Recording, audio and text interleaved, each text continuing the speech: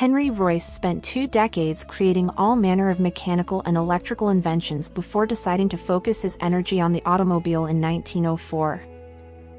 The English engineer was convinced he could build far finer cars than those being built on the other side of the Channel in France, and was able to persuade his fellow countryman Charles Rolls he could do so. 2 years later, in 1906, the duo partnered to launch Rolls-Royce, and the rest is automotive history. Royce's first creation, which made its debut in 1904, had a 1.8-liter two-cylinder that delivered 10 horsepower. The aptly named Royce 10 featured a 3-bearing crank and twin camshafts that actuated the side exhaust and overhead valves. To get everything hauling, that mill was mated to a 3-speed manual transmission.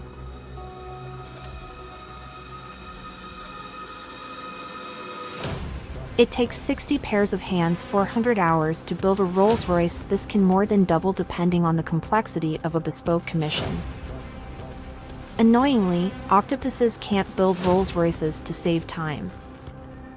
The spirit of ecstasy is valued so highly by the mark that there is a safe on the shop floor at Goodwood containing no more floppy mascots than necessary for 1 day of production.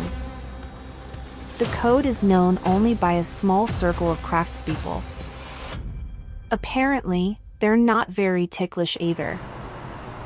Painting a Rolls is a bit different to shaking a rattle can and saying a prayer.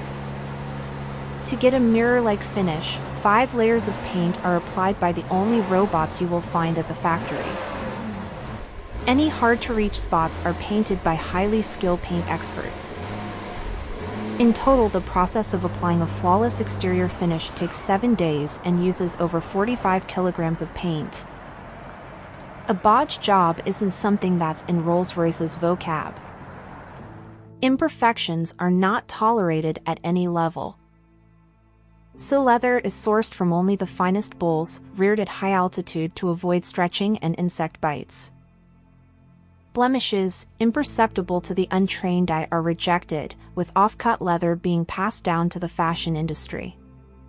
Don't worry, if you want a Rolls-Royce but live in a country without a dealer, specially trained technicians will fly to your home country to service the car.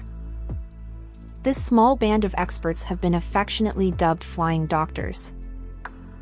Before you get carried away, they don't have wings and stethoscopes around their necks. Many Rolls owners are passionate art collectors, so for the latest Phantom, Rolls actually managed to turn the Phantom's dash into a gallery space. An expanse of toughened glass runs the full width of the dashboard. You can put whatever you want in there, but every single component that makes a Phantom gallery is painstakingly cleaned by hand inside a particle-proof clean room before final assembly. This takes 2 people 2 hours to complete.